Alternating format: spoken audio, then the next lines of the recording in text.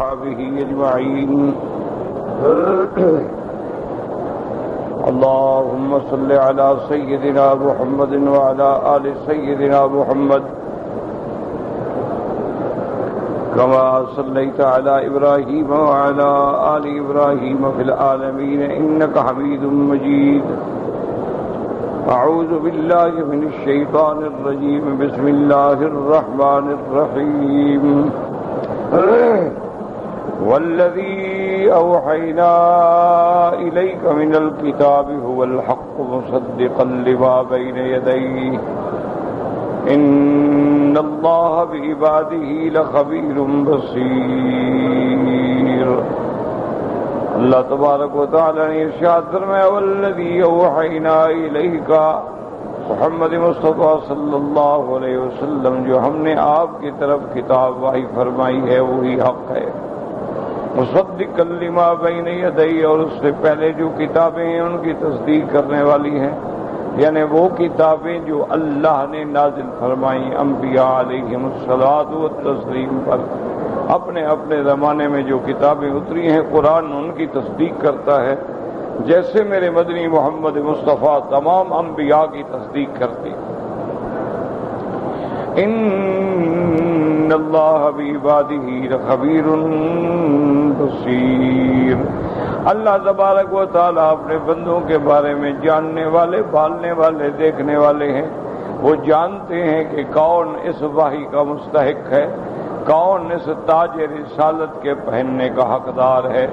اس لیے اللہ پاک نے چن کے حضور محمد مصطفیٰ صلی اللہ علیہ وسلم کو افضل الرسل بنایا، خاتم الرسل بنایا، اور سب سے افضل کتاب آپ کو عطا فرمائی. اس کے بعد اللہ فرماتی ہیں کہ پھر ہم نے آپ کی امت کو بھی اس کتاب کے لیے چن لیا.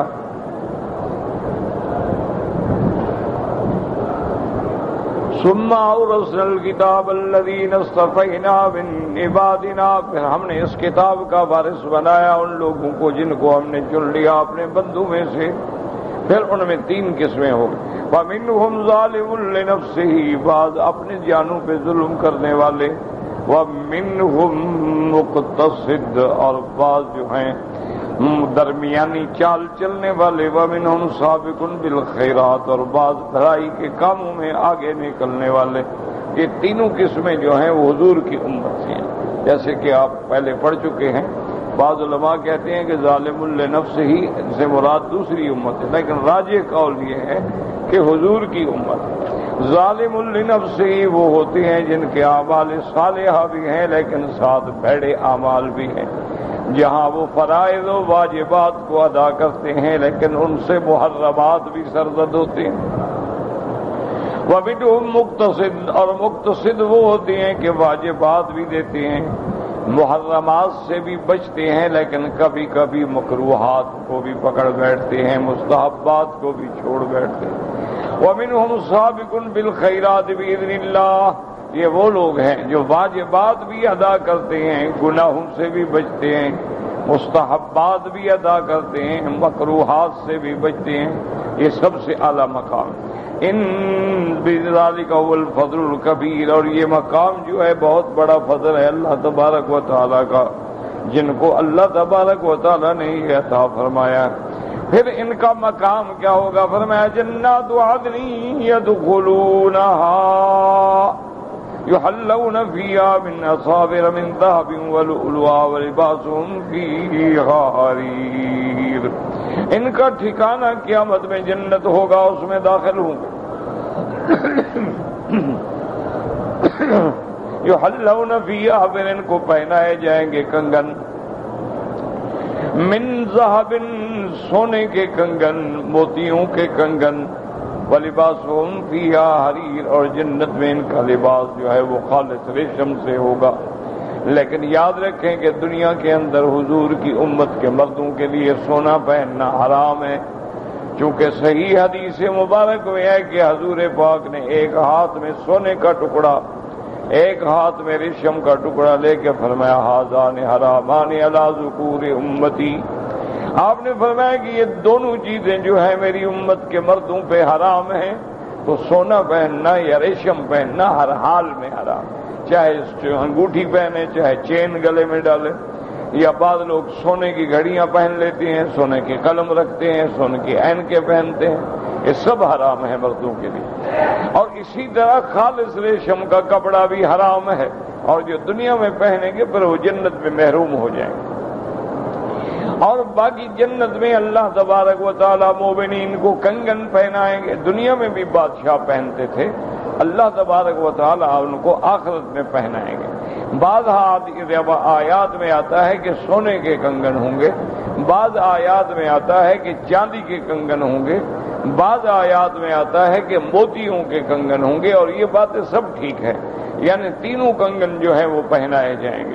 وقالوا الحمد للہ الذی اذھب عنا الحزن، اور جب مومن جنت میں اللہ کی رحمت سے پہنچ جائیں گے تو کہیں گے اللہ تیرا شکر ہے کہ ہم سے آپ نے ہر قسم کا غم دور کر دیا، دنیا کا غم بھی ختم، اور آخرت میں جو ڈر رہے تھے کہ ہمارے بارے میں کیا فیصلہ ہوگا وہ بھی ختم۔ ان ربنا لغفور شکور، ہمارا رب جو ہے بخشنے والا قدردان ہے۔ الذی احلنا دار المقامۃ من فضلہ، وہ یہ کہیں گے کہ وہ میں ہمارا مولا جس نے ہم کو یہ ٹھہرنے کے لیے مقام دیا اپنے فضل سے، لا یمسنا فیہا نصب ولا یمسنا فیہا لغوب، نہ تو اب یہاں ہمیں کسی قسم کی تکلیف ہوگی نہ تھکان ہوگی، کیونکہ جنت ایک ایسا مقام ہے کہ جس میں داخل ہونے کے بعد کوئی تکلیف نہیں ہوگی۔ اس لیے علماء فرماتی ہیں کہ خیر محض جو ہے وہ جنت میں ہوگی، اور شر محض جو ہے وہ جہنم میں ہوگا۔ البتہ دنیا میں خیر بھی ہوتی ہے اور شر بھی ہوتا ہے، لیکن جنت میں جانے کے بعد نہ تکلیف ہوگی، نہ غم ہوگا، نہ ہم ہوگا، نہ تکان ہوگی۔ فرماتے ہیں والذین کفروا لہم نار جہنم، اب جب اللہ نے مومنین اور شہداء کا ذکر کیا تو ساتھ اشقیاء کا بھی ذکر کیا۔ والذین کفروا، جن لوگوں نے کفر کیا اور کفر میں مر گئے، اگر توبہ کر لی ہو تو پھر بچ گئے، لہم نار جہنم، ان کا ٹھکانہ جہنم کی آگ ہے۔ لا یقضی علیہم، ان پر یہ نہیں ہوگا کہ موت آ جائے فیصلہ کر کے، فیموتوا ولا یخفف عنہم من عذابہا، نہ ان پہ موت آئے گی نہ ان کے عذاب میں کوئی تخفیف کی جائے گی کہ ایک دن کی چھٹی ہو جائے یا عذاب ذرا کم ہو جائے، نہیں، اللہ معاف فرمائے۔ اسی لیے حدیث پاک میں آتا ہے حضور نے فرمایا کہ میرے رشتہ دار کو میری وجہ سے جہنم میں جو رعایت دی جائے گی وہ سب سے کم درجے کا عذاب ہوگا، اور وہ عذاب بھی ایسا ہوگا کہ اس کو ایسے جوتے پہنائے جائیں گے کہ جن کی آگ کی وجہ سے اس کے دماغ کا بھیجا پگھل رہا ہوگا۔ یہ تو کم سے کم عذاب ہوگا جو رعایت کے بعد اس کو ملے گا، ورنہ جو جہنم کا عذاب ہے لا یتصور، اللہ تبارک و تعالی معاف فرمائے، بندہ اس کا تصور بھی نہیں کر سکتا۔ اسی لیے قرآن مقدس نے کئی مقامات پہ بیان فرما دیا ہے کہ جہنمیوں کا کھانا کیا ہوگا، جہنمیوں کا پینا کیا ہوگا، جہنمیوں کا رہنا کیا ہوگا، جہنمیوں کے اغلال کیا ہوں گے۔ اس لیے اللہ نے فرمایا ان الاغلال فی اعناقہم، کہ ان کی گردنوں کے اندر بھی توق ڈالے جائیں گے، اور کسی جگہ فرماتے ہیں خذوہ فغلوہ ثم فی سلسلۃ، اللہ فرماتا سبعون ذراعا فاسلکوہ، کہ اس کو جہنم کے وسط میں ڈالو، اور ان کا کھانا کیا ہوگا شجرۃ الزقوم طعام الاسیم کالمہل یغلی فی البطون کغلی الحمیم۔ اللہ معاف۔ اللہ فرماتے ہیں کذالک نجزی کل کفور، اسی طرح پھر ہم سزا دیتے ہیں ہر ناشکرے کو۔ وہم یصطرخون فیہا، اور وہ جہنم میں چیختے ہوں گے، یصطرخون کا معنی ہوتا ہے جیسے جانور آوازیں نکالتے ہیں۔ وہم یصطرخون فیہا ربنا اخرجنا نعمل صالحا غیر الذی کنا نعمل، کہ رب ہمارے ہمیں ایک دفعہ جہنم سے نکال، پھر ہمیں دنیا میں بھیج دے ہم کیسے بہتر عمل کرتے ہیں۔ اللہ پاک حکم دیں گے اولم نعمرکم ما یتذکر فیہ من تذکر وجاءکم النذیر، اللہ فرمائیں گے ظالموں کیا ہم نے تم کو زندگی نہیں دی تھی، عمر نہیں دی تھی ہم نے تم کو، اگر تم سمجھنے والے ہوتے سمجھ نہ جاتے کہ تم کو ہم نے 60 سال 70 سال کی زندگی دی ہے، اور پھر ہم نے تمہیں ڈرانے والا پیغمبر بھیجا، قرآن بھیجا، کتابیں بھیجی، تو اس وقت تم نہیں ڈرے ہو، اب تمہیں بھیجیں گے تب تم ڈر جاؤ گے۔ فَذُوقُوا فَمَا لِلظَّالِمِينَ مِن نَصِيرٍ، اب یہی جہنم کا عذاب چکھو، کافروں کے لیے کوئی نہیں مددگار جو ان کو عذاب سے چھڑا سکے یا ان کی سفارش کر سکے، نہ ان کا وہاں کوئی دوست کام آئے گا، نہ مددگار کام آئے گا، نہ ان کے لیے کوئی شفاعت ہوگی اور نہ ان کے حق میں کوئی شفاعت کرے گا۔ قیامت میں شفاعت ہوگی لیکن مومنوں کے حق میں ہوگی۔ یوم یقوم الروح والملائکۃ صفا لا یتکلمون الا من اذن له الرحمن وقال صوابا، جس دن فرشتے بھی کھڑے ہوں گے، جبریل بھی کھڑے ہوں گے، لیکن کسی کو طاقت نہیں ہوگی بولنے کی جب تک اللہ اجازت نہ دے، اور جب اجازت ملے گی بولیں گی بھی وہ جو جائز ہو، اور کافروں کے حق میں بولنا تو جائز ہی نہیں۔ اس لیے قرآن کہتے ہیں فما تنفعهم شفاعت الشافعین، ان کو قیامت والے دن کسی کی سفارش فائدہ نہیں پہنچائے گی، اور نہ ان کا کوئی مددگار ہوگا جو ان کی مددگاری کرے۔ اس لیے فرمایا فذوقوا فما للظالمین من نصیر، اب چکھو جہنم کا عذاب، اور کافروں کے لیے کوئی مددگار نہیں جو ان کے عذاب کے چھٹکارے کا ذریعہ بن سکے۔ ان تمام چیزوں کے بعد پھر اللہ نے اپنے کمال علم کا ذکر فرمایا ہے۔ جیسے میں نے عرض کیا تھا نا کہ جہاں مسئلہ الوہیت ہوگا وہاں کمال قدرت اور کمال علم کا ذکر ہوگا، کہ قدرت کاملہ بھی اللہ کے پاس ہے اور علم کامل جو ہے وہ بھی اللہ کے پاس ہے۔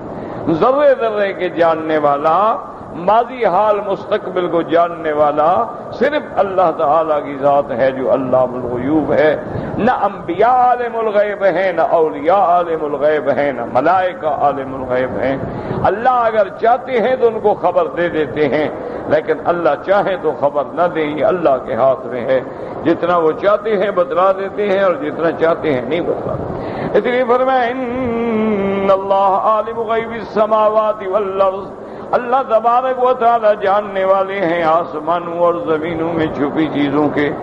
انہ علیم بذات الصدور، وہ جاننے والے ہیں جو تمہارے دلوں کے اندر ہے، دلوں کے بھید جاننے والا بھی میرا اللہ تبارک و تعالی۔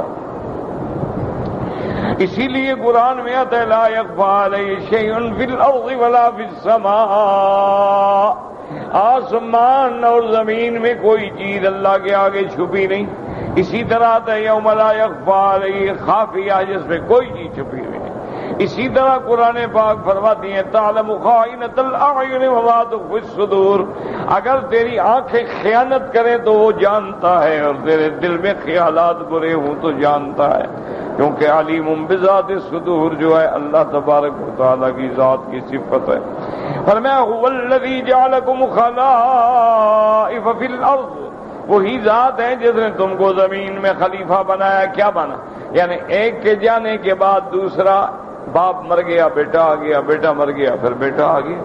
اور بعض علماء فرماتے ہیں خلیفے کا معنی یہ ہے کہ پہلی امتیں ختم ہو گئیں تو اللہ نے امت محمد مصطفیٰ کو دی صلی اللہ علیہ وسلم، یعنی آپ سے پہلے امت موسیٰ علیہ السلام ہے، پھر امت عیسیٰ علیہ السلام ہے۔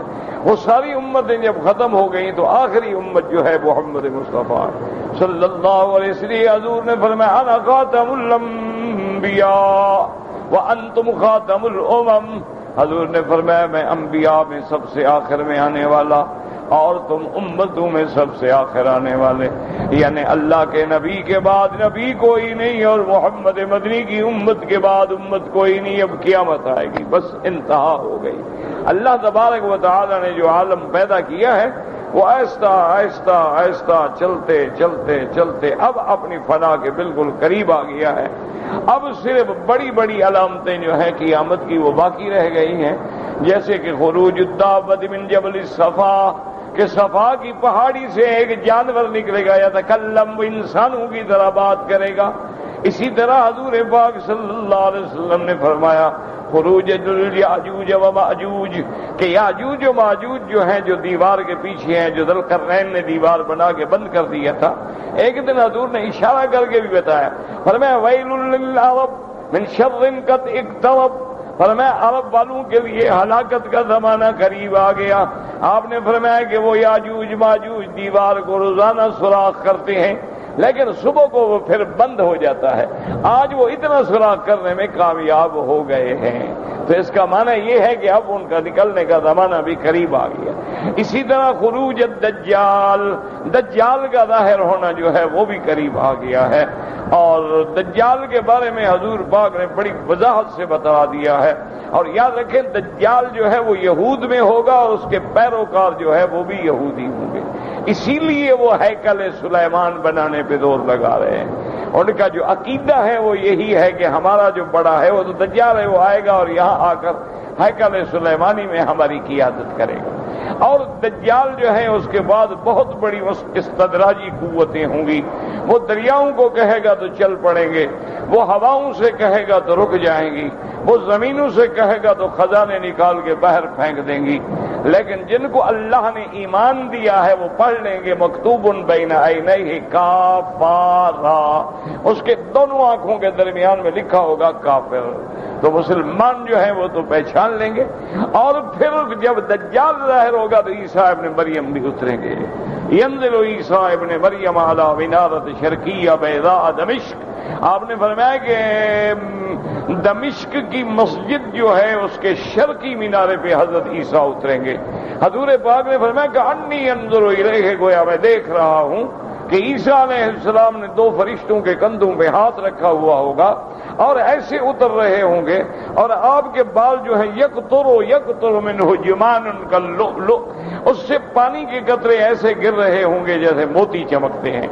معنی یہ ہے کہ دادا جنت سے غسل کر کے تشریف لا رہے ہوں گے، اور حضرت مہدی جو ہیں وہ مصلی پہ کھڑے ہو چکے ہوں گے، اقامت ہو گئی ہوگی، نماز کھڑی ہو چکی ہوگی، اور مہدی ابھی نماز شروع کرنے والے ہوں گے کہ دیکھیں گے عیسیٰ ابن مریم آ گئے ہیں، تو آپ پیچھے ہٹ جائیں گے، لیکن عیسیٰ ابن مریم اشارہ کریں گے الی رسلکا کہ مہدی تم نماز پڑھاؤ، میں تمہارے پیچھے نماز پڑھ کے امت کو بتلانا چاہتا ہوں کہ میں نبی بن کے نہیں آیا، محمد کا امتی بن کے آیا علیہ الصلاۃ والتسلیم۔ تو حضرت عیسیٰ علیہ السلام جو ہے وہ بھی مہدی کے پیچھے نماز پڑھیں گے۔ اس کے بعد حضرت عیسیٰ علیہ السلام جو ہیں، حضور نے فرمایا یکسر الصلیب و یقتل الدجال، آپ آگے صلیب کی قوت کو مٹا ڈالیں گے۔ اسی لیے آپ دیکھیں نا صلیبی آخری جنگ لڑ رہے ہیں، صلیبی جو ہے نا اس وقت پورے عالم اسلام کے خلاف لڑ رہے ہیں، کیوں پاگل تو نہیں ہو گئے؟ ان کو پتا ہے کہ صلیب کے ٹوٹنے کا وقت آ گیا ہے، ان کو پتا ہے کہ دجالی فتنوں کے ختم ہونے کا وقت آ گیا، ان کو پتا ہے کہ اسلام کے غلبے کا وقت آ گیا ہے، لہذا پہلے جتنا مار سکتے ہیں وہ تو ہم مار رہے ہیں، لہذا وہ اپنا بھڑکتا ہے چراغ صبح جب خاموش ہوتا ہے، یہ ان کی آخری بھڑکے ہیں، وہ بھی جانتے ہیں، ان کو بھی پتا ہے کہ ہماری ہلاکت اور تباہی اور بربادی کے دن جو ہے وہ قریب آ رہے ہیں۔ لیکن قریب کا معنی یہ نہیں ہوتا کہ کل آ جائے گا، اللہ نے فرمایا قیامت قریب ہے، کتنا عرصہ گزر گیا، تو قریب بھی اس کی مصطلحات ہیں، اللہ جس کو قریب فرماتے ہیں وہ جانتے ہیں کہ قریب سے کیا مراد ہے، اللہ جس کو قلیل فرماتے ہیں وہ جانتے ہیں کہ قلیل سے کیا مراد ہے، اللہ جس کو عظیم فرماتے ہیں وہ جانتے ہیں کہ عظیم سے کیا مراد ہے۔ اس لیے فرمایا کل متاع الدنیا قلیل، یہ ساری دنیا کی نعمتیں تھوڑی ہیں۔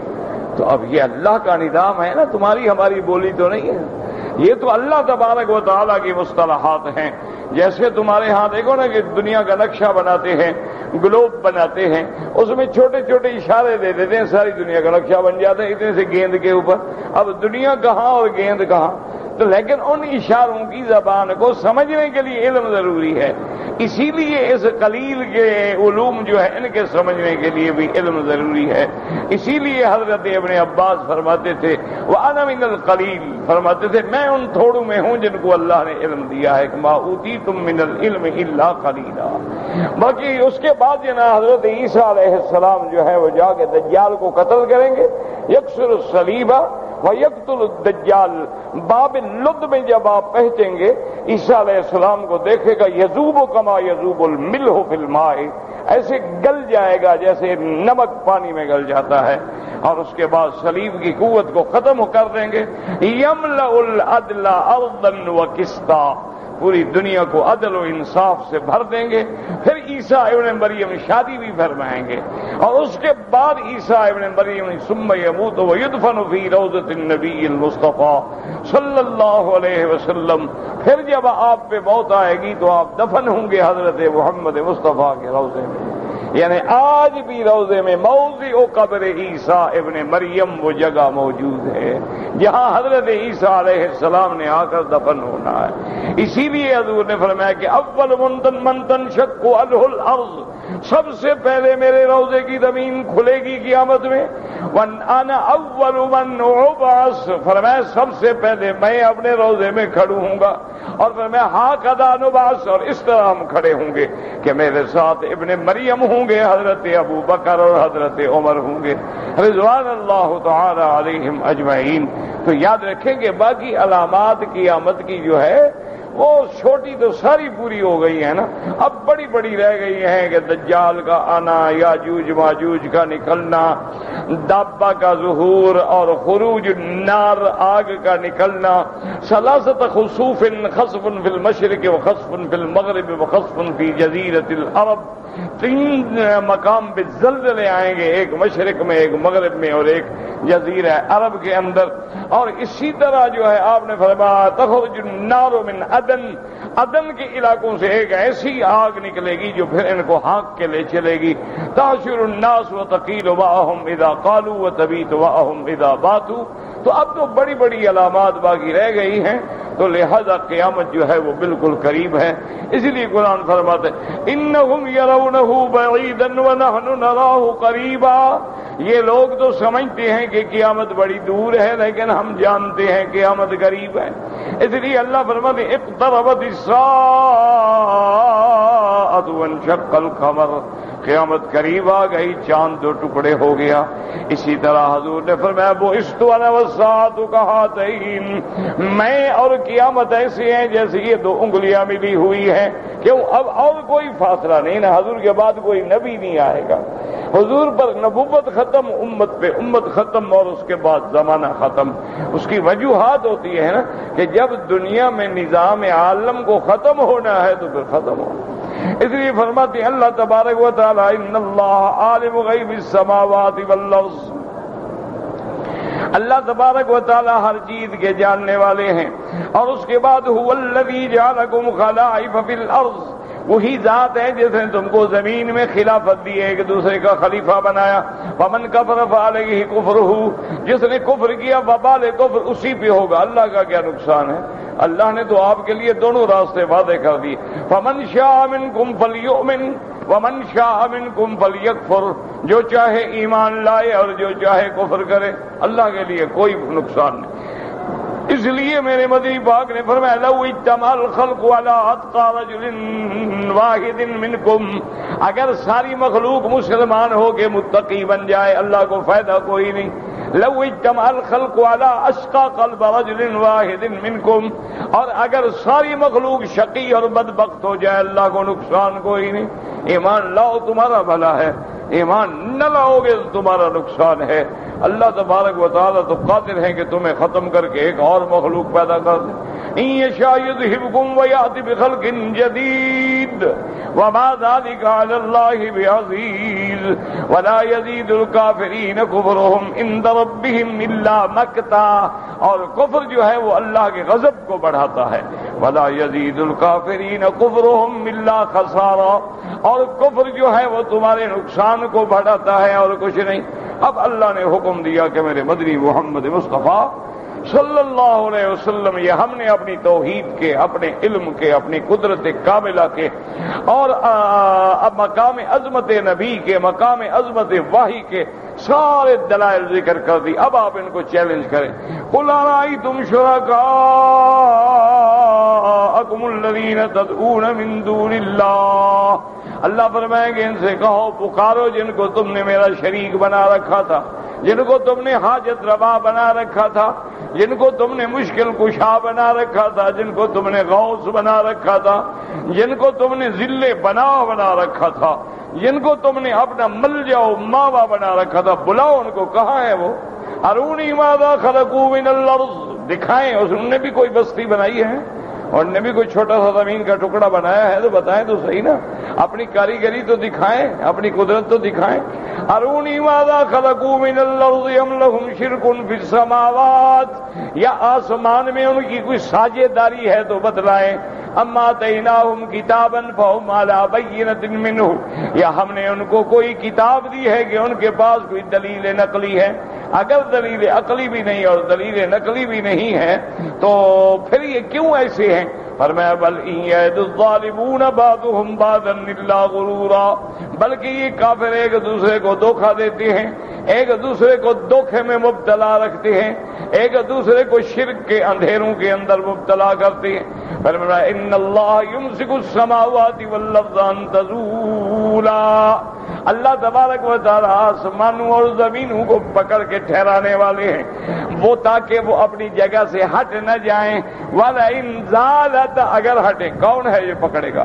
إِن نَّمْسَكَهُمَا مِنْ أَحَدٍ مِّن بَعْدِهِ إِنَّهُ كَانَ عَلِيمًا غَفُورًا، لیکن اللہ چاہے تو آسمان کو گرا کے ہمیشہ کے لیے کافروں کو ختم کر دیں، لیکن وہ حلم والے ہیں، وہ بخشنے والے ہیں، وہ مہلت دیتی ہیں کہ شاید بندہ توبہ کر لے، شاید لوٹ آئے، شاید جہنم سے بچ جائے، شاید سیدھے راستے پہ آ جائے۔ وَأَقْسَمُوا بِاللَّهِ جَهْدَ أَيْمَانِهِمْ لَئِن جَاءَهُمْ نَذِيرٌ لَيَكُونُنَّ أَهْدَىٰ مِنْ إِحْدَى الْأُمَمِ، حضور نے، اللہ پاک نے فرمایا میرا مدعی یہ دیکھیں کیسے جھوٹے ہیں، قسمیں کھاتے ہیں، بڑی بڑی پکی قسمیں کہ اگر ہمارے پاس پیغمبر آیا تو ہم سب سے زیادہ اطاعت کریں گے، ہم تو پچھلی امتوں سے بھی ہدایت میں بڑھ جائیں گے۔ یہ قسمیں کھاتے ہیں، جب میرا مدعی محمد مصطفیٰ آیا تو سب سے بڑے دشمن بن گئے۔ پہلے قسمیں کھاتے تھے کہ یہ ہمارے پاس چونکہ کوئی نبی آیا ہی نہیں، ہمارے پاس تو کوئی کتاب ہی نہیں آئی، اگر نبی آئے تو دیکھیں لَيَكُونَنَّ أَهْدَىٰ مِنْ إِحْدَى الْأُمَمِ، ہم سابقہ امتوں سے زیادہ ہدایت والے ہوں گے۔ لیکن اللہ فرماتے ہیں فَلَمَّا جَاءَهُمْ نَذِيرٌ مَا زَادُوهُمْ إِلَّا نُفُورًا، مَا زَادَهُمْ إِلَّا نُفُورًا، اور جب ہم نے ان کے پاس بھیجا ڈرانے والا حضرت محمد مصطفیٰ تو ان کا نہ پڑا مگر نفرت، مگر بھاگنا، بجائے اس کے کی اطاعت کرتے وہ اور زیادہ مخالف ہو گئے حضور صلی اللہ علیہ وسلم۔ استکباراً بالارض ومکر السیئ، کیوں ایسا کرتے ہیں؟ زمین میں اپنی بڑائی قائم رکھنے کے لیے کہ اگر ہم نے نبی کو مان لیا پھر تو تابع ہونا پڑے گا نا، تو ان کے تکبر میں فرق آتا ہے۔ اور بری تدبیر وَلَا يَحِيقُ الْمَكْرُ السَّيِّئُ إِلَّا بِأَهْلِهِ، لیکن ہر بری تدبیر کرنے والے کا وبال جو ہے اسی کرنے والے پہ پڑتا ہے۔ یہ ضروری نہیں ہوتا کہ دنیا میں پڑے، منع یہ ہوتا ہے کہ اس کا وبال اس کو ملے گا، چاہے آخرت میں ملے یا چاہے دنیا میں ملے۔ فَهَلْ يَنظُرُونَ إِلَّا سُنَّةَ الْأَوَّلِينَ، اللہ نے فرمایا میرا مدنی یہ مکے والے قریش جو ہیں، کافر جو ہیں، تیرے دشمن جو ہیں، دشمنان اسلام جو ہیں، کیا یہ اسی وقت کا انتظار کریں کہ اللہ اپنے نظام کو دوبارہ جاری فرمائے؟ فَلَن تَجِدَ سُنَّةَ اللَّهِ تَبْدِيلًا وَلَن تَجِدَ سُنَّةَ اللَّهِ تَحْوِيلًا، اور آپ بھی نہیں تبدیل پائیں گے اللہ کے اس نظام کو، اور نہ اللہ تبارک و تعالی کے طریقوں کو کبھی بدلا جائے گا۔ کیا مانا؟ جیسے پہلی امتوں پہ عذاب آیا ان پر بھی ہم عذاب کریں گے اور ان کو بھی اپنے عذاب سے ہم ہلاک کر ڈالیں گے، نہ وہ پہلے بچ سکے ہیں اور نہ یہ بچ سکے ہیں۔ وَإِذَا أَرَادَ اللَّهُ بِقَوْمٍ سُوءًا فَلَا مَرَدَّ لَهُ، اور جب اللہ تبارک و تعالیٰ کسی قوم کی ہلاکت کا ارادہ کر لیں کوئی اس کو ٹالنے والا نہیں۔ اب اس کے اللہ پاک نے آخر صورت میں دلائل دی۔ أَوَلَمْ يَسِيرُوا فِي الْأَرْضِ فَيَنْظُرُوا كَيْفَ كَانَ عَاقِبَةُ الَّذِينَ مِنْ قَبْلِهِمْ وَكَانُوا أَشَدَّ مِنْهُمْ قُوَّةً وَمَا كَانَ اللَّهُ لِيُعْجِزَهُ مِنْ شَيْءٍ فِي السَّمَاوَاتِ وَلَا فِي الْأَرْضِ إِنَّهُ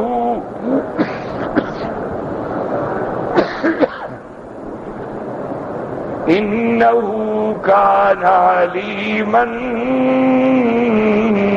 قديرا ولو يؤاخذ الله الناس بما كسبوا ما ترك على ظهرها من دابة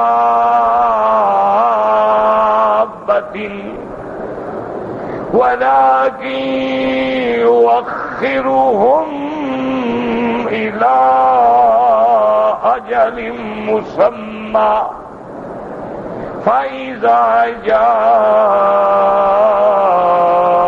أجلهم فإن الله كان بعباده بصيرا. اب اللہ فرماتے ہیں میرا نبی صلی اللہ علیہ وسلم قل هؤلاء، آپ ان کافر مشرک مکے والوں کو فرمائیں قل سیروا فی الارض.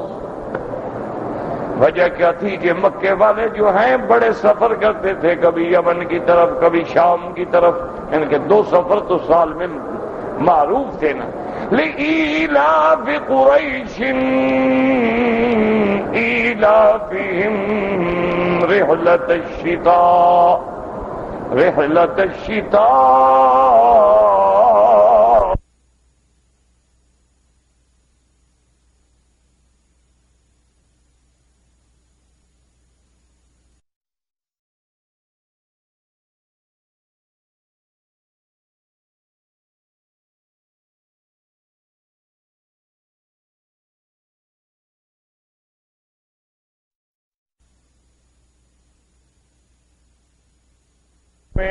اور ایک سردیوں میں گرمیوں میں شام کی طرف جاتے، سردیوں میں یمن کی طرف جاتے تھے. یہ ان کے تجارتی مراکز تھے. اللہ کی شان یہ ہے، ہمیشہ یاد رکھیں کہ سرزمین حرم کو اللہ نے ایسے نظام میں پیدا فرمایا ہے کہ ایک طرف شام ہے اور ایک جانب یمن ہے، ایک طرف ٹھنڈا ملک ہے اور ایک طرف گرم ملک ہے. اور پھر یہ یمن جو ہے جس کا آج کل دارالخلافہ صنعاء ہے، اور اس کے 2 حصے تھے، ایک عدن کہلاتا تھا اور ایک یمن کا، اب دونوں جو ہے وہ ایک. اور یہ یمن جو ہے اس کے اندر بھی بڑے بڑے تاریخی اور عظیم واقعات آئے ہیں. یہ یمن جو ہیں ان کے جو بادشاہ ہیں انہی کا لقب تھا تبابع. تبع کا معنی ہوتا ہے یعنی قوم جس کے تابع ہو، یا جو اپنے آباء و اجداد کے نظام کے تابع چلنے والا، اس کو تبع کہتے تھے. اور سب سے پہلے تبع الاکبر ہے جس نے اللہ کے کعبے کا غلاف ڈالا ہے، وہ بھی یمن کا بادشاہ تھا.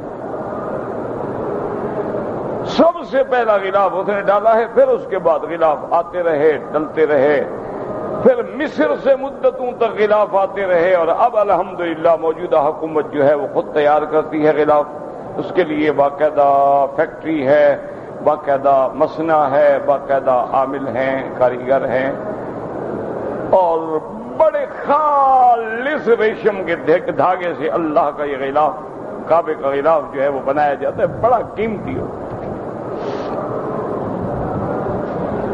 تو اس لیے یعنی یمن جو ہے اس کو بھی اس سرزمین سے ایک نسبت ہے کہ دیکھیں کہ جہاں اللہ پاک نے حجر اسود، اچھا یہ 2 رکن جو ہیں ایک عراقی ہے ایک شامی ہے، لیکن زیادہ معروف نہیں ہو سکے کیونکہ اپنے مقام پہ تو ہے ہی نہیں نا. کعبۃ اللہ کے 4 کونے ہیں، 2 کونے جو ہیں وہ اپنے اصل مقام پہ ہیں اور 2 کونے جو ہیں وہ اصل مقام پہ ہیں نہیں، کیونکہ کعبہ کو اندر کر دیا گیا، زمین باہر خالی چھوڑ دی گئی، تو لہذا وہ کونے اپنے اصل مقام پہ تو رہے نہیں نا. ورنہ یہ 2 جو تھے، ایک رکن عراقی اور ایک رکن شامی. لیکن رکن یمانی، یمن کا نام قیامت تک زندہ ہے کہ وہ جانب یمن ہے. اور حضور نے فرمایا الحکمت یمانیۃ والایمان یمان، او کما قال رسول اللہ صلی اللہ علیہ وسلم.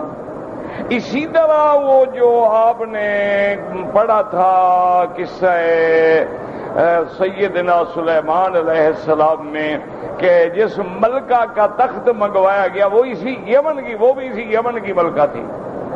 لقد کان لسبع فی مسکنہم. اچھا اسی طرح وہ جو ہدہد نے دیکھا تھا جا کے خبر دی تھی کہ احط بما لم تحط به وجئتک من سبع بنبأ یقین، مقام سبع جو ہے وہ بھی یمن میں تھا. اچھا اسی طرح یہ بھی اللہ کے نظام سبع میں تھے کہ لقد کان لسبع فی مسکنہم آیۃ. اللہ نے فرمایا ہم نے ان کو ایسی نشانیاں دی تھی، جنتان عن یمین و شمال، کہ اس سڑک کے اس طرف بھی باغ تھے اور سڑک کے اس طرف بھی باغ تھے. اور پھر اللہ نے ایسے ان باغوں کو پھل دیا تھا اور ساتھ حکم دیا تھا کہ تمہارے لیے نعمتیں ہیں، کلوا من رزق ربکم واشکروا لہ، اللہ کے رزق کو کھاؤ اور اللہ کا شکر ادا کرو. بلدۃ طیبۃ ورب غفور، کہ کتنا بہترین موسم ہے اور رب بھی بخشنے والا ہے. یہ نعمت جو ہے وہ بھی یمن کے علاقے کے اندر تھی. اچھا اسی طرح جو دنیا میں جس نے جنت بنائی شداد نے، وہ بھی یمن میں تھی. یہ یمن کی بڑی عجیب تاریخ ہے. اس نے دنیا میں جنت بنائی تھی تو وہ بھی جنت شداد جو بڑی مشہور ہے وہ بھی یمن میں تھی. اور اسی طرح سے حضور صلی اللہ علیہ وسلم نے اپنے صحابہ کو یمن کی طرف بھیجا تھا جب معاذ ابن جبل اور ابی موسیٰ اشعری رضی اللہ تعالی عنہ کو آپ نے یمن کی طرف بھیجا اپنا نائب بنا کر، اپنا رسول بنا کر. تو وہاں آ کر انہوں نے حضور صلی اللہ علیہ وسلم کی سنت کو پہنچایا اور پھیلایا.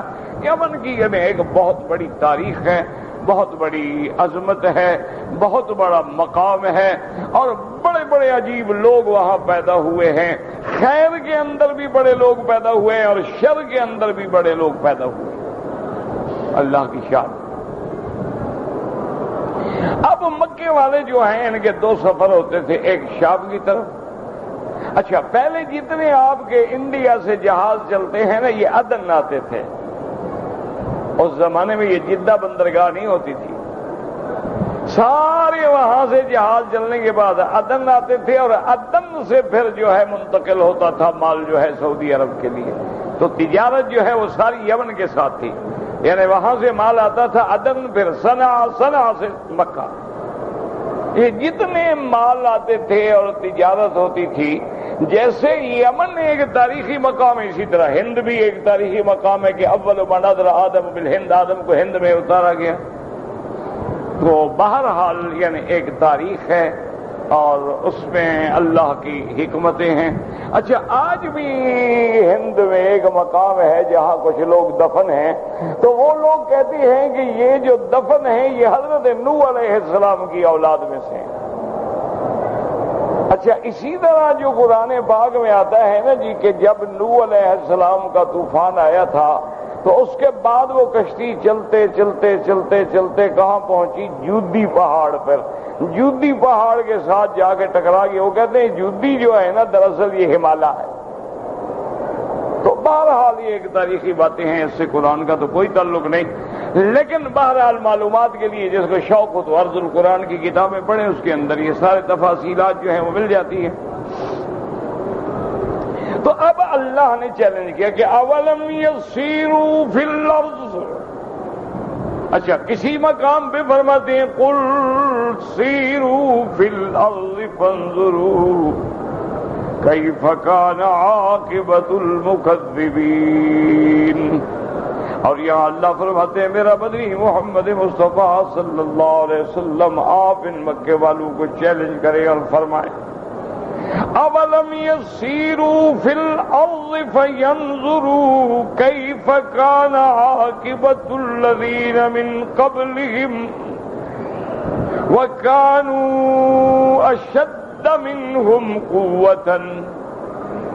اولم یسیروا فی الارض، کیا یہ زمین میں سیر نہیں کرتے؟ مانا چلتے نہیں. سیر کا مانا یہ نہیں جو ہمارے یہاں سیر پہ ہوتا ہے اور سیر کرنے چلیں. عربی میں سیر چلنے کو کہتے ہیں، سفر کو سیر کہتے ہیں.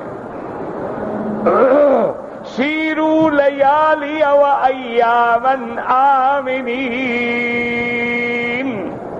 اور جیسے اللہ نے میرے مدنی کو سیر کرائی اسرا بعبدہ لیلا من المسجد الحرام الى المسجد الاقصى، اور جیسے اللہ نے حکم دیا تھا لوط علیہ السلام کو اسر باہلک بقطع من اللیل، تو سیر کا معنی ہوتا ہے سفر کرنا، چلنا، چاہے وہ پیدل چلے، سواری پہ چلے، بسوں پہ چلے، گاڑیوں پہ چلے، سب سیر ہے۔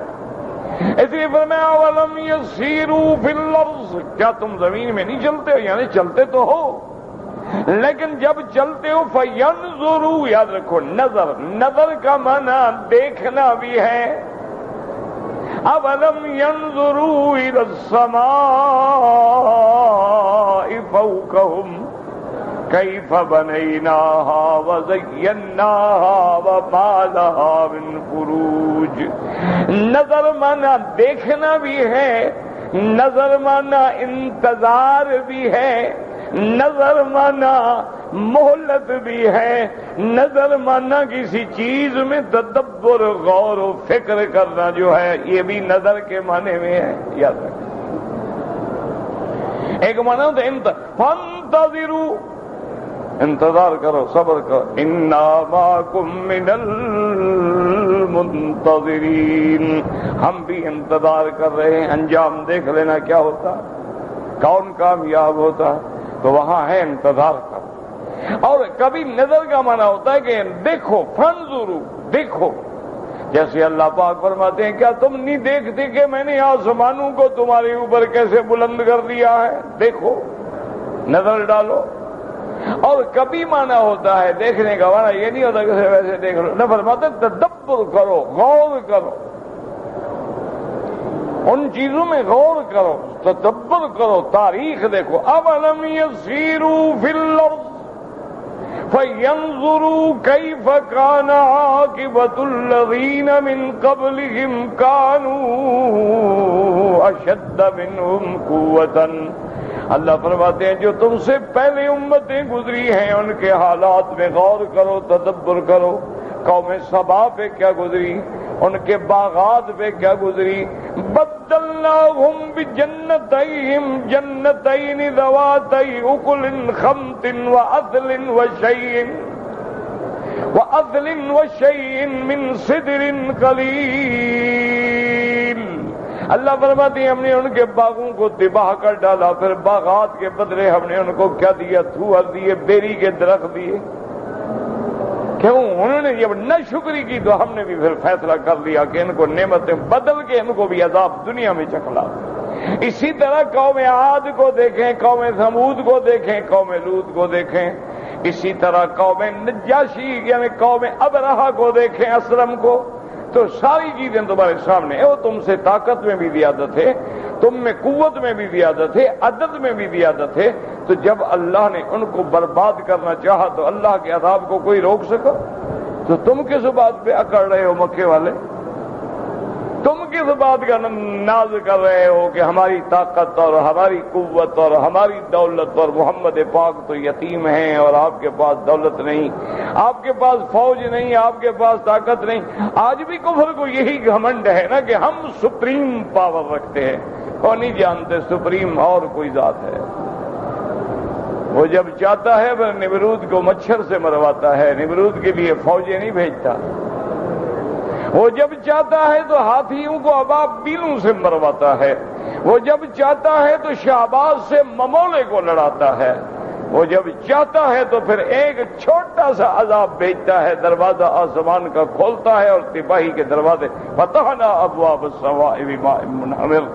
تو یہ نہ سمجھو گستاخان محمد مصطفیٰ، یہ نہ سمجھو صلیب کے پجاری ہو، یہ نہ سمجھو صہیونیت کے وارث ہو، یہ نہ سمجھو یہودیت کے طغیانوں کے تم مسلمانوں کو مٹا دو گے، بلکہ تم مٹ جاؤ گے، اسلام اور چمکے گا اور زیادہ پھیلے گا۔ نہیں، آپ مکے میں رہتے ہیں، ایمان سے کہیں 30 سال میں آپ نے عمرے پہ اتنے لوگ دیکھے ہیں؟ نہیں۔ میڈیا تو مخالفت کر رہے ہیں، لوگ کیوں بڑھ رہے ہیں؟ وہی پوری دنیا کا میڈیا تو ننگے ڈانس دکھا رہا ہے، شیطان طاغوت ننگا ناچ رہا ہے، وہ تو ہر حال میں لوگوں کو روک رہا ہے، لیکن لوگ بڑھ رہے ہیں کم ہو رہے ہیں۔ صرف ان پچھلے سالوں میں 5 سالوں میں 5 لاکھ سے زیادہ آدمی صرف یورپ میں مسلمان ہوا ہے۔ 2020 تک پوری دنیا کا سب سے بڑا مذہب اسلام ہوگا۔ اب تو پوپ نے بھی مان لیا، ویٹیکن نے بھی بیان جاری کر دیا کہ عیسائیت سے مسلمان بڑھ گئے۔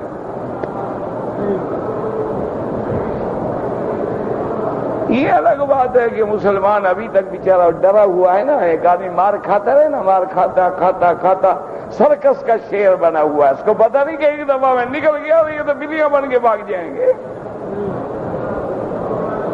ابھی مار کھا رہا ہے بیچارہ، وہ ٹرینر کہتا ہے نا تار پہ چلو، شیر تار پہ چل رہا ہے، وہ کہتا ہے گدھا کے پیچھے چلو، وہ گدھا کے پیچھے چل رہا ہے، اس کے اوپر بیٹھ جاتا ہے، لیکن جب شیر اپنی پہ آتا ہے نا تو سب چیز پھاڑ کے رکھ دیتا ہے۔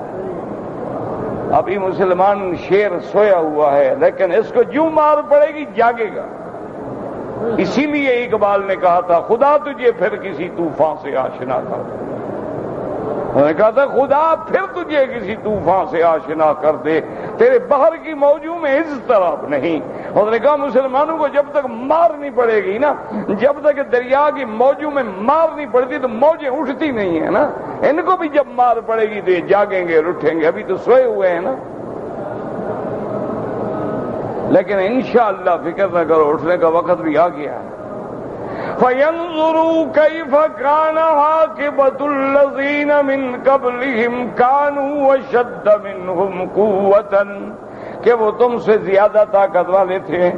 وَمَا كَانَ اللَّهُ لِيُعْجِزَهُ مِنْ شَيْءٍ فِي السَّمَاوَاتِ وَلَا فِي الْأَرْضِ، اللہ پاک کو کوئی چیز عاجز نہ کر سکی آسمانوں اور زمینوں میں۔ اللہ پاک علم والے بھی ہیں، قدرت والے بھی ہیں، کوئی بھاگ جائے آسمان میں زمین میں، اللہ سے کون بھاگے؟ اچھا خدا کی شان دیکھیں کہ ابتدائے سورۃ فاطر کیا تھی؟ الحمدللہ فاطر السماوات والارض۔ انتہائی سورت کیا ہے؟ ما کان اللہ لیعجزہ فی شیء من السماوات والارض، ابتدا میں بھی آسمان و زمین، انتہا میں بھی آسمان و زمین، اس کو کہتے ہیں رب تو آخر صورت میں اول صورت۔ اللہ کا کلام مربوط ہے، نظم میں ہے، نسق میں ہے، لیکن شرط یہ ہے کہ دیکھنے والے کی آنکھوں پہ بغض کی اور کفر کی پٹی نہ بندھی ہوئی ہو۔ اگر وہ سمجھنا چاہے تو قرآن سے بڑی کتاب دنیا میں نہ آئی ہے نہ قیامت تک آئے۔ واللہ اعلم۔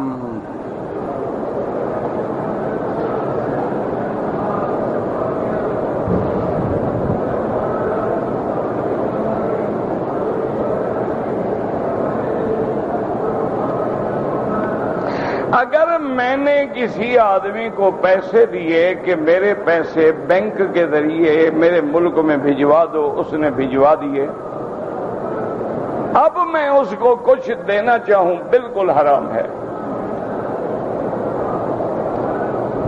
اس لیے علماء اور فقہاء نے اتنی احتیاط کی ہے کہ مثلاً ایک آدمی نے مجھ سے 2000 ریال قرضہ لیا،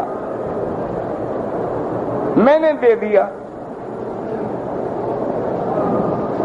اب میں سڑک پہ کھڑا تھا کہ وہی آدمی جس نے قرضہ لیا تھا اپنی کار میں گزرا، اس نے مجھے دیکھا اور گاڑی روک دی، تو فقہاء نے یہ لکھا ہے کہ اگر قرضہ لینے سے پہلے بھی تجھے اپنی گاڑی میں وہ سوار کرتا تھا، گھر چھوڑ دیتا تھا تو بیٹھ جاؤ، اگر پہلے نہیں کرتا تھا قرضہ لینے کی وجہ سے کر رہا ہے تو حرام۔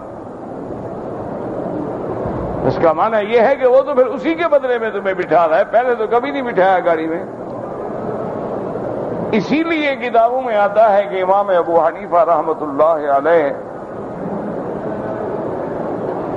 کسی آدمی سے آپ نے قرضہ لینا تھا، اتفاق سے اس علاقے سے گزرے تو یاد آ گیا کہ اس بندے سے میں نے قرضہ لینا ہے، تو آپ اس کے گھر کے دروازے پہ گئے، کنڈی کھٹکھٹائی اور پھر اس کے بعد دھوپ میں آ کے کھڑے ہو گئے۔ بندہ تھوڑی دیر کے بعد اندر سے نکلا، اس نے دیکھا امام صاحب کھڑے ہیں، دوڑا بیچارہ آ کے ملا، انہوں نے کہا حضرت آپ نے کیا کیا؟ دھوپ میں کھڑے ہیں، میرے گھر کے گیٹ کا باقاعدہ سایہ بنا ہوا ہے، جگہ ہے، آپ نے کیا کیا؟ فرمایا میں ڈر گیا ہوں، میں نے تمہیں قرضہ لینا تھا کہ تیری دیوار کے سائے سے فائدہ اٹھانا، کہیں قیامت میں سود نہ ہو جائے۔ تو اگر تم نے اس کو پیسے دیے، اس نے بھیج دیے، اب پیسے دے رہے، کس بات کے پیسے؟ پہلے کیوں نہیں دیے؟ مانا اسی پیسوں کے بدلے میں کچھ دینا چاہتے ہو، یہ حرام ہے۔ ویسے کبھی چھوڑ دو، مہینہ، سال، 2 سال، 4 سال بعد کبھی کوئی ہدیہ دے دینا کسی شکل میں۔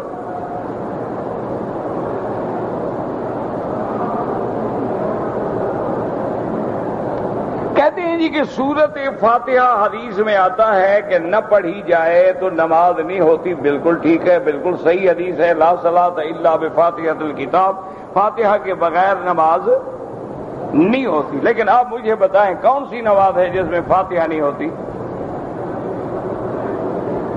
جلدی جلدی کرو نا، وقت ہے نا، 4-5 منٹ رہ گیا۔ لا صلاۃ الا بفاتحۃ الکتاب، فاتحہ کے بغیر نماز۔ آپ مجھے نماز بتائیں جس میں فاتحہ نہیں ہوتی۔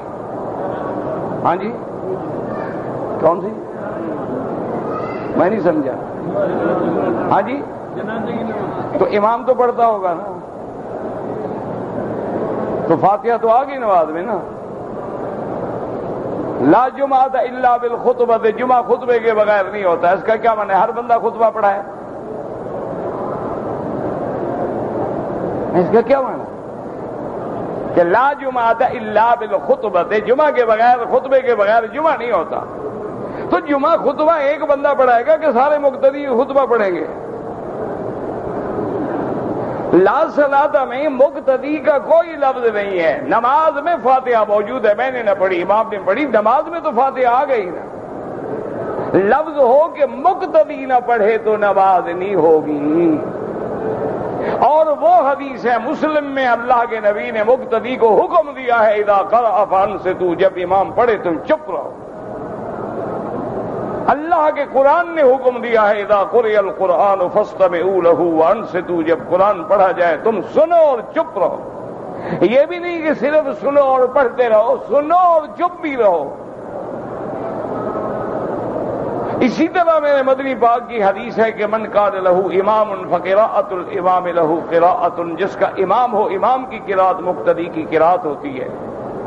اچھا، اب آپ مجھے ایک تھوڑا سا مسئلہ بتا دیں کہ اگر امام نے ظہر کی نماز میں ایک سورت پڑھی جس میں سجدہ ہے، ہم نے نہ پڑھی نہ سنی، امام سجدہ کرے ہم کریں گے؟ ہاں جی، کیوں؟ ہم نے تو نہ آیت پڑھی ہے نہ سنا ہے سجدہ، ہم کیوں کریں؟ تو معلوم ہوا کہ امام کا پڑھنا ہمارا، اس لیے تو ہم سجدہ کریں کہ اس نے جو پڑھا ہے، وہ جو سجدہ کر رہا ہے تو ہم اس کے تابع ہیں، لہذا ہم بھی سجدہ کریں گے۔ یہ نہیں ہوتا کہ ایک حدیث پڑھ لو تو فتوے دینے شروع کر دو، ساری حدیثیں پڑھا کرو۔ یہاں لا صلاۃ الا بفاتحۃ الکتاب والی حدیث ہے، وہاں اذا قرأ فانصتوا والی بھی حدیث ہے، وہاں من ادرک الرکوع فقد ادرک الرکعہ والی بھی حدیث ہے، وہاں حدیث من کان لہ امام فقراءۃ الامام لہ قراءۃ والی بھی حدیث ہے۔ تو پہلے کسی کتاب کے کتاب الصلاۃ کھول کے ساری حدیثیں پڑھ کے پھر فیصلہ کیا کرو کہ حق پہ کون ہے۔ لیکن الحمدللہ ہم کسی پہ اعتراض نہیں کرتے، تم کرتے ہو، اللہ ہدایت۔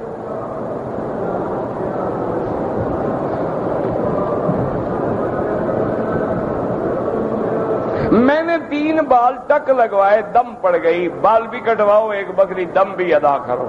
یہ ٹک لگوانا عورتوں کا کام ہوتا ہے، مردوں کا کام نہیں ہوتا۔ مردوں کے لیے ہے محلقین رؤوسکم ومقصرین لا تخافون، سارے سر کے بال کٹواؤ۔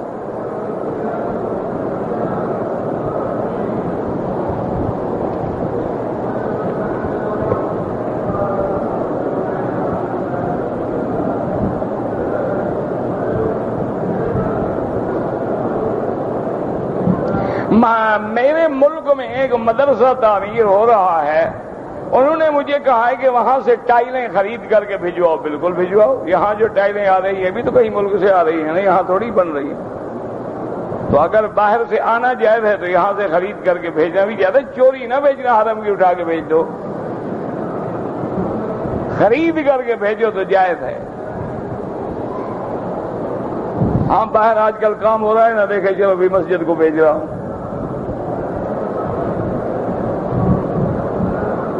حضور صلی اللہ علیہ وسلم نے تقریباً 10 ہجری میں حج فرمایا ہے، اور اسی سال حضور کی ربیع الاول میں وفات ہو گئی.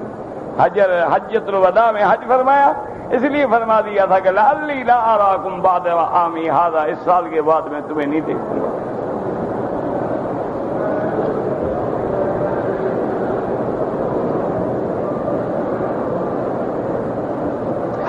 حافظ قرآن ہے، نماز بھی پڑھاتا تھا، لیکن بیچارے کو رشتہ نہیں ملا تو داڑھی منڈوا دی ہے اس نے. چلو پہلے تو نماز سے چھٹی ہوئی نا، داڑھی منڈے کے پیچھے نماز جائز نہیں. دوسرا، بار بار داڑھی منڈانے سے فاسق و فاجر ہو جاتا ہے.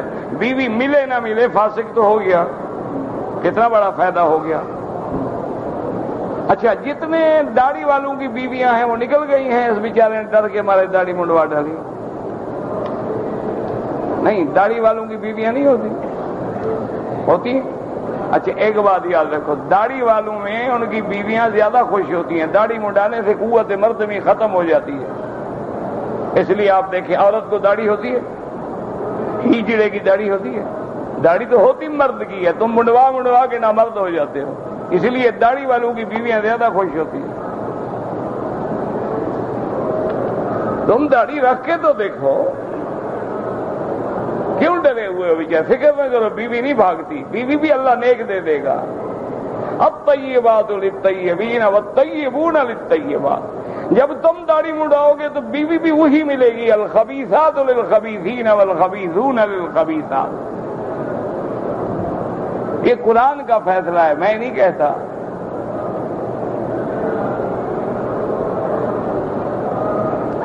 میقات سے احرام باندھ کے عمرہ کر لیا، ہوٹل پہنچے، عورت کو ایام آ گئے، ٹھیک ہے، عمرہ تو مکمل ہو گیا.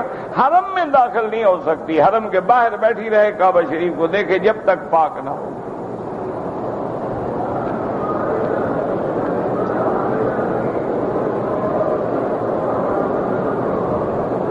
میں نے عمرہ کیا، پاکستان سے آیا، طواف کیا، یہ پتہ نہیں کہ کتنے چکر لگائے. نہ میں نے نفل پڑھی، نہ میں نے صفا مروہ دوڑا، کچھ بھی نہیں کیا. انشاءاللہ اپنے آپ عمرہ بھی دوبارہ کریں اور ایک بکری دم بھی ادا کریں. عمرے پہ رہے تھے، سیکھا نہیں ہے، آپ پوچھ رہے ہو کیا کرنا تھا، کتنے چکر تھے. پاسپورٹ تو تمہیں مل گیا، ویزا بھی مل گیا، اپنا جہاز بھی تمہیں مل گیا، دوسرے ملک کے جہاز میں بھی نہیں بیٹھے ہو. اتنا عقل تو تمہیں تھا، صرف طواف کے چکروں کا پتہ نہیں تھا.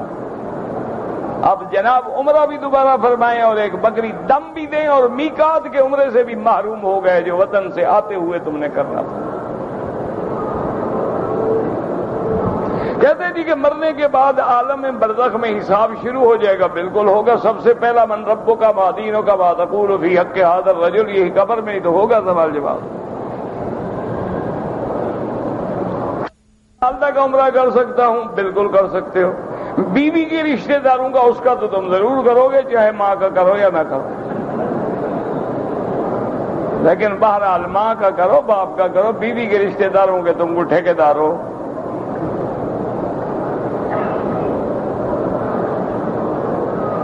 میں نے حج کے دن تیسرے دن کنکریاں جو ہیں وہ ظہر کی نماز سے پہلے ہماری دم پڑ گئی. وقت زوال کے بعد شروع ہوتا ہے.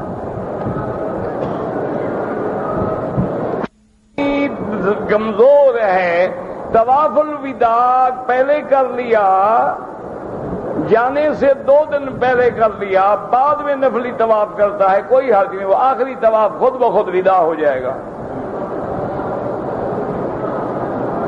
اگر کوئی زندہ شخص اپنے ملک میں ہے اس کے لیے عمرہ کریں، اس کے لیے دعا کرو اللہ اس کو خود عمرہ نصیب کرے. تم اپنے لیے کرو.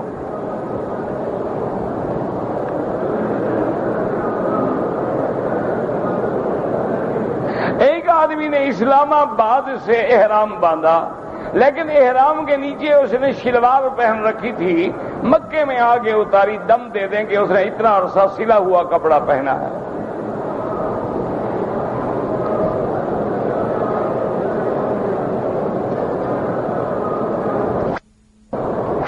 لوگ کہتے ہیں جب تک لوگ پیر کی بیعت ہو، لیکن پہلے پیر بھی تو ہو نا۔ پیر وہ ہوتا ہے جو خود کتاب و سنت کا غلام ہو اور حضور کی سنت کا عاشق و دیوانہ۔ ربنا تقبل منا انك انت السميع العليم وتب علينا انك انت التواب الرحيم اللهم اجعل لنا وللمسلمين مسلمين مسلمين مسلمين مسلمين مسلمين مسلمين مسلمين مسلمين مسلمين مسلمين مسلمين مسلمين